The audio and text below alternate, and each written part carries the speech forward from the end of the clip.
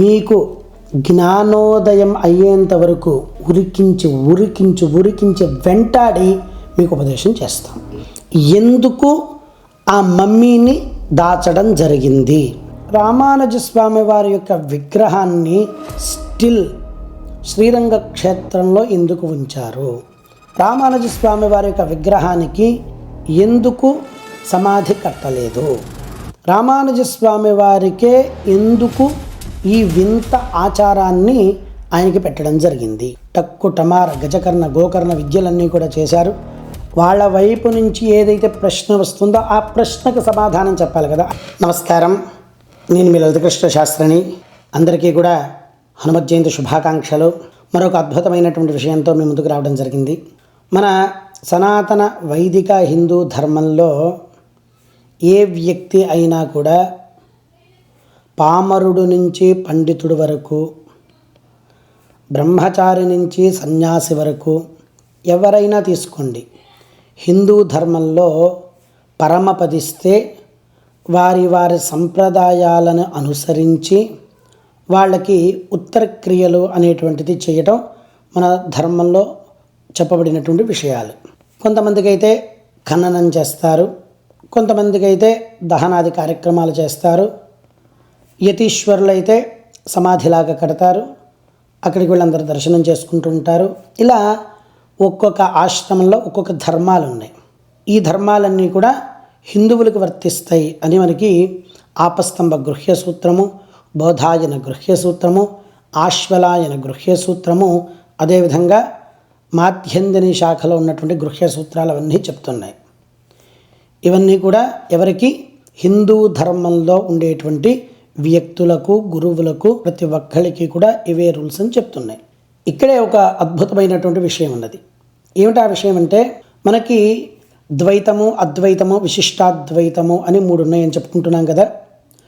ద్వైతమునకు మధ్వాచార్యుల వారు చక్కగా ఆ సంప్రదాయాన్ని ముందుకు తీసుకెళ్ళినటువంటి మహనీయమూర్తి. అదేవిధంగా అద్వైతమునకు శంకరాచార్య స్వామి వారు ఆ సంప్రదాయాన్ని ముందుకు తీసుకెళ్ళినటువంటి మహనీయమూర్తి.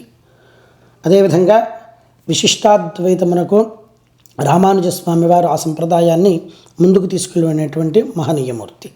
ఈ మూడు సంప్రదాయాలలో ఇవే పద్ధతులు ఆచరిస్తూ వస్తూ ఉంటారు. కానీ విశిష్టాద్వైత సంప్రదాయం కనుక మీరు చూసుకున్నట్లయితే అవి క్రిస్టియన్ యొక్క టెస్టిమోనీస్ లాగా అన్నీ, అంటే ఇక్కడ కట్ చేసి అక్కడ అతికించి ఈ అతుకులు బొంతుల్లాగా చాలా విషయాలు కనపడుతూ ఉంటాయి. నేనెందుకు మరీ ముఖ్యంగా ఈ విశిష్టాద్వైతం గురించి మాట్లాడుతూ ఉంటానంటే, ఈ విశిష్టాద్వైతులకు ఒక్కటే బాధ. అద్వైతులను చూస్తే ఏ విధంగా అయితే రాక్షసులకి విష్ణుమూర్తిని చూస్తే ఇబ్బంది కలుగుతుందో, ఈ విశిష్టాద్వైతులకు అద్వైతులను చూస్తే ఇబ్బంది కలుగుతుంది.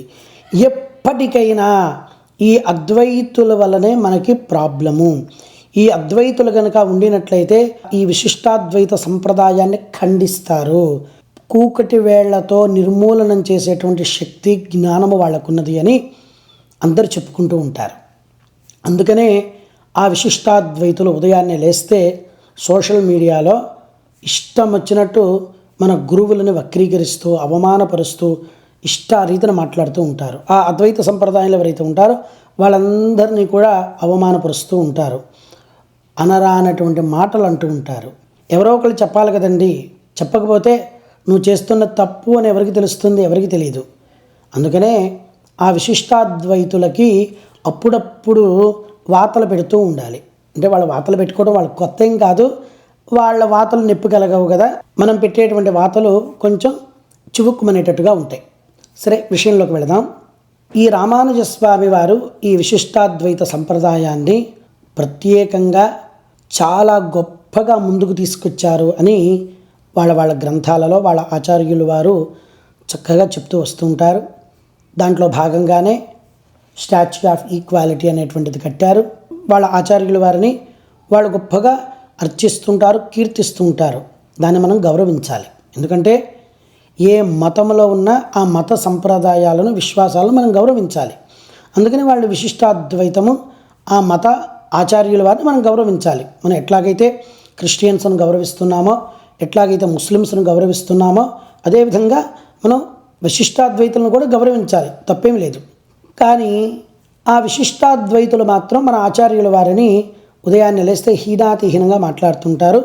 వాళ్ళకి కనువిప్పు కలగాలనే ఈ వీడియో చేయటం జరుగుతున్నది. ఈ రామానుజస్వామి వారు 120 సంవత్సరాలు జీవించారని చెప్తారు. ఈ జీవించున్నంత కాలము కూడా రకరకాలుగా టక్కు టమార గజకర్ణ గోకర్ణ విద్యలన్నీ కూడా చేశారు. శ్రీకూర్మ క్షేత్రం నుంచి ప్రారంభం చేసి అనేక రకాలుగా వారు చేసినట్టుగా చరిత్రలను మనకు చెప్తున్నాయి. శ్రీరంగపట్టణానికి వచ్చారు, మైసూరు దగ్గర.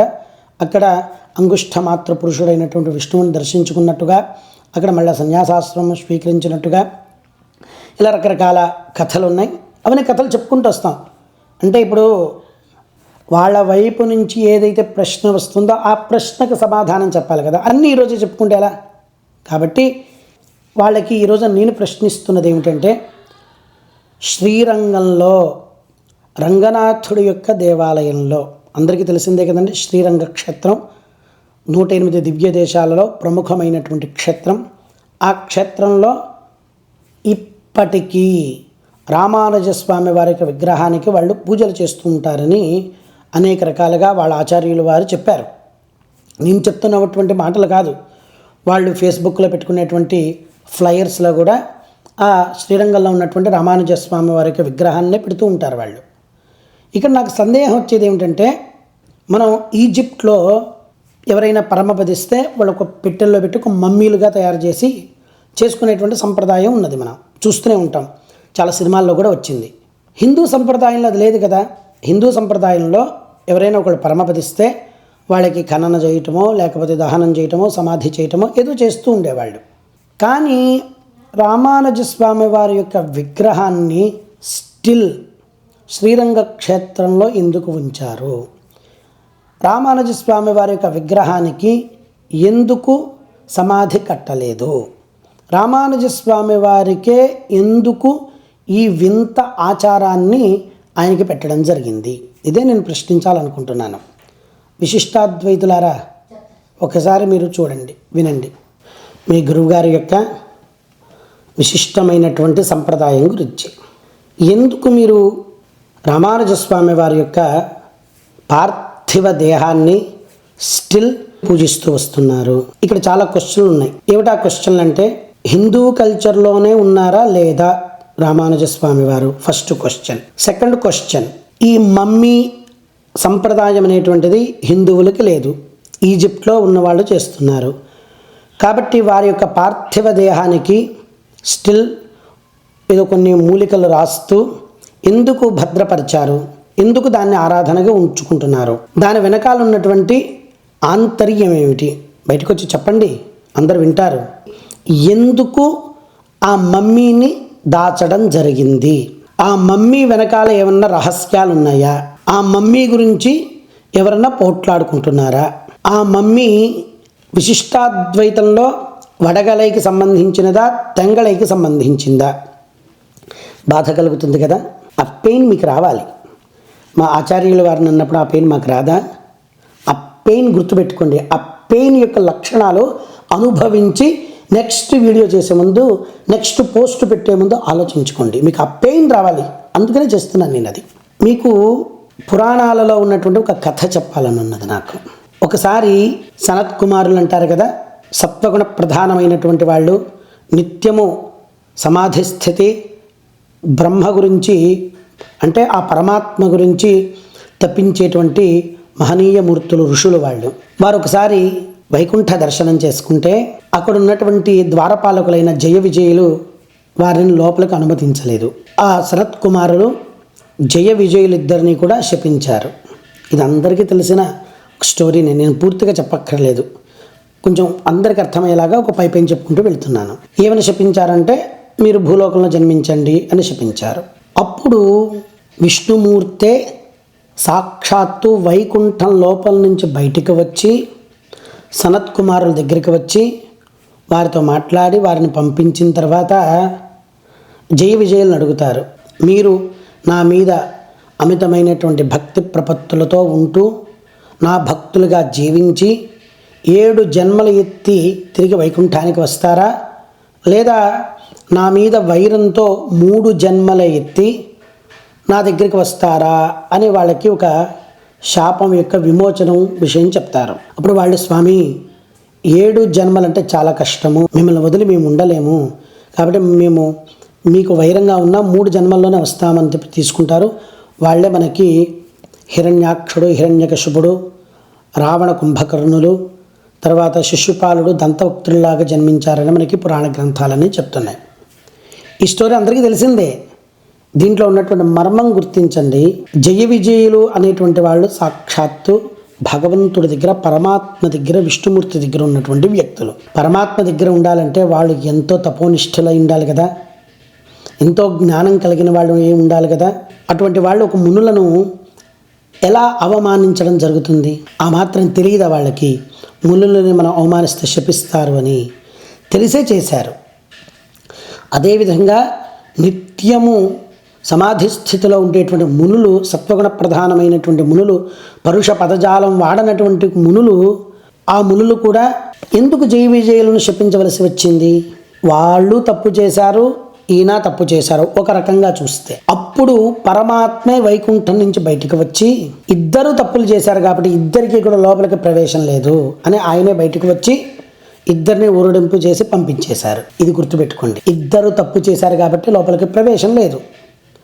అంటే రామానుజ స్వామి వారు తప్పు చేశారు కాబట్టే వాళ్ళకి వైకుంఠ లోకంలోకి ప్రవేశింపజేయటానికి అర్హత లేదు అని ఇక్కడ పెట్టేశారా? అట్లా తీసుకోవచ్చా? లేదు అంటే శరీరంలో ఒక అవయవం కనుక కోల్పోయినట్లయితే, శరీరంలో ఇబ్బంది కలిగినట్లయితే వాళ్ళకి దహన కార్యక్రమాలకు, సమాధి స్థితికి నోచుకోలేరు అని కొంతమంది చెప్తూ ఉంటారు. అంటే మీరు ఇట్లా భుజాలకి వాతలు పెట్టుకోవడం వల్ల అటువంటి ప్రాబ్లం వచ్చింది అనుకోవచ్చా? ఏమనుకోవచ్చో మీరే ఆలోచించుకోండి. నేను క్వశ్చన్ మార్క్ పెట్టి వదిలేస్తున్నా, మీరు రియలైజ్ అవుతారని. ఇంకా మాట్లాడతాము, ఇంకా చేస్తామంటే మా దగ్గర తండోపతండాలుగా, పుంఖాలుగా ఉన్న మీ చరిత్రలు, తెల్ల చీరల గురించి, మల్లెపూల గురించి, గాజుల గురించి ఇంకా చాలా ఉన్నాయి చెప్పుకుంటూ పోతే. ఒక్కొక్కటి బయటికి తీస్తాం. తస్మాత్ జాగ్రత్త. ఇది వార్నింగ్ అనుకోండి, ఏమైనా అనుకోండి.